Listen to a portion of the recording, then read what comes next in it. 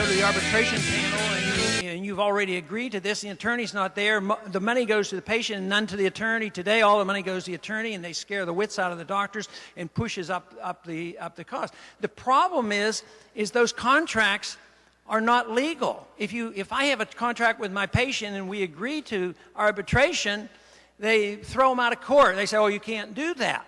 But it's back to the basics. Just legalize contracts. Voluntary contracts is really a foundation of the free market. So that would get around a lot of this litigation and really drastically reduce the cost of medical care.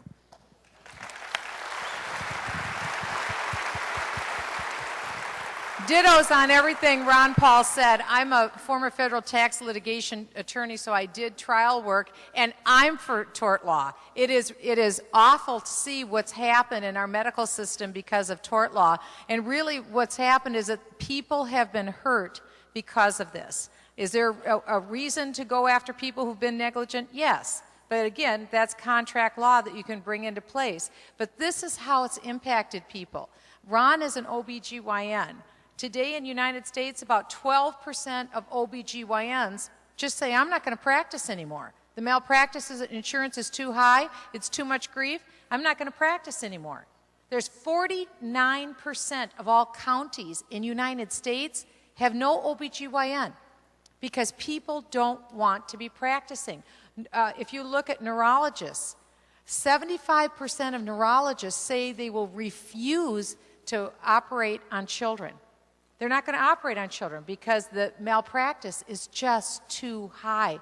People are impacted by this, and we're crying out for reform. We really can't have medical reform without lawsuit reform.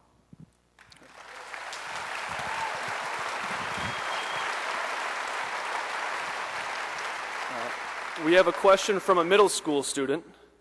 As a young person, how can I stand up for what is right when what teachers tell you is wrong?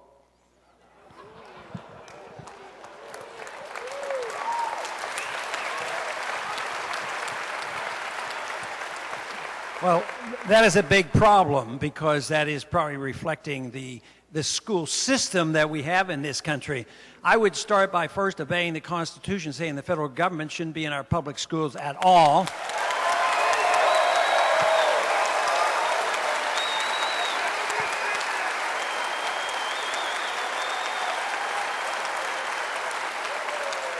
Which means that we wouldn't have to pay any money that goes to the Department of Education. But, Republicans haven't been very good on that issue either. We had No Child Left Behind and a bunch of other stuff. But the federal government ought to be out of it completely. When I was in public school, we only had the little community that took care of the school. It was still a government school, but it wasn't all that bad. But now the states are involved, the federal government's involved. Unfortunately, the UN is even trying to get involved in our schools. So no wonder you get the bad propaganda. The propaganda starts in preschool. They have radical environmentalists and internationalists and pro-Federal Reserve people teaching them from ground up.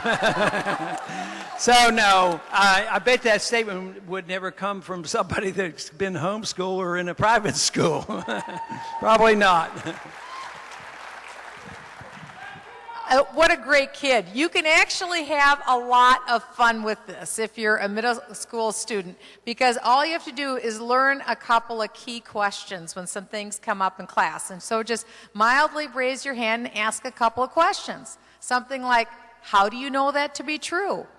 And then they have to prove it up. Or ask, but what if you're wrong?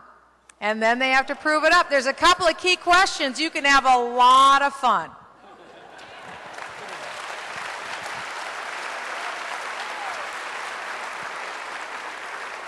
And the last question of the evening, and maybe the most important question, is Ron Paul 2012?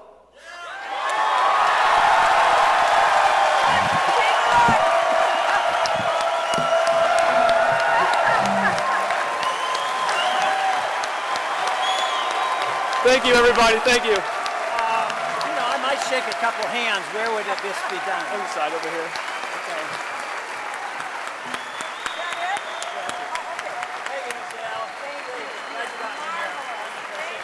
Once again, thank you everybody for coming. This is the first student town hall discussion, and thank you very much to the University of Minnesota and all the sponsoring organizations, specifically the Young Americans for Liberty chapter at the University of Minnesota. Make sure you join their organization. Thank you very much.